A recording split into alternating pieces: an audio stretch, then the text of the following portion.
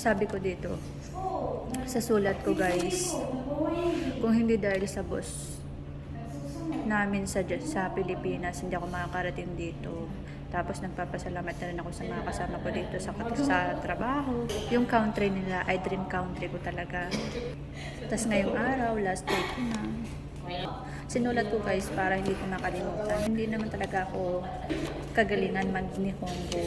Kaya mas maigi na yung sinulat ko yung sasabihin ko para hindi ako magkamali.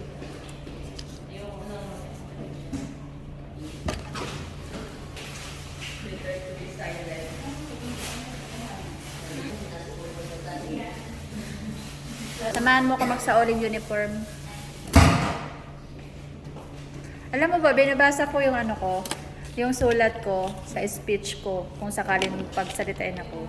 Parang naiiyak na ako. Huwag kang iiyak. Napipil ko kasi yung sinasabi ko eh.